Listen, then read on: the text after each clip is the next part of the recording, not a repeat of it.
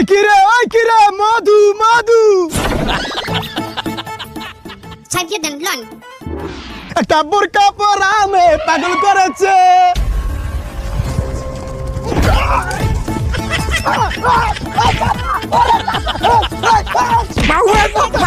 তুই তোর মার বয়সী এই বুড়া বয়সে গুন্ডা আমি আনালা এই ধর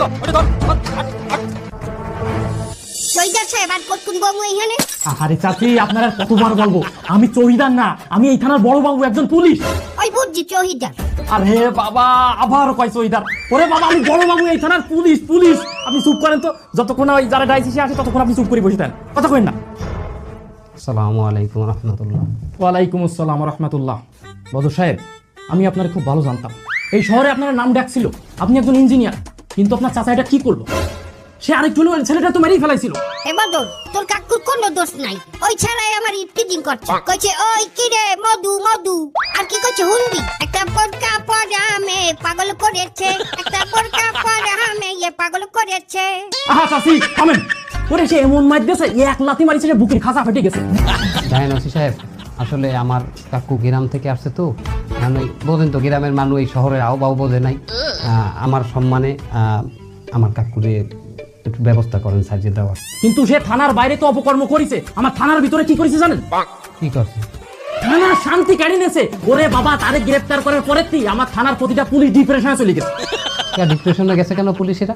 এই যে দেখেন, আপনি আমার কথাই দেখেন, আমি এই থানার একজন বড় বাবু, আমি তারে রুমে ডেকে আনলাম একটু জিজ্ঞাসাবাদ করার জন্য।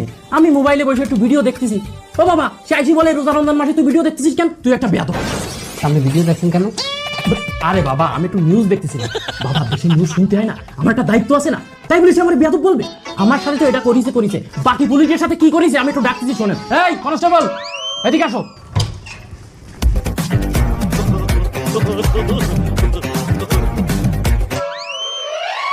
স্যার আমার বাঁচান স্যার। কেন তোমার কি হয়েছে? চাচাই আমার হাতের ভিতরতে হাত বের করে মাথার পরে ডুয়ে ডুয়ে আমার মাথার টেমা বানাই দিছে। ও কেমন লাগতেছে তো, আমার পুলিশে আসামি থুবো মারে কেন কাকা কেন? এই কিছুক্ষণ পর পর আমার ডুয়ে ডুয়ে জিজ্ঞাসা করতেছে কয়টা বাজে।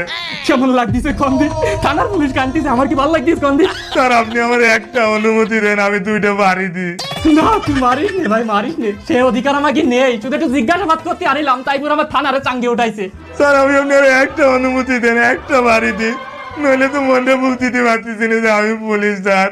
এই না না না আমাদের ওই এখতিয়ার নাই। প্লিজ স্যার একটা অনুমতি দেন, আমি একটা বাড়ি দেবো স্যার, আমি একটা বাড়ি দেবো।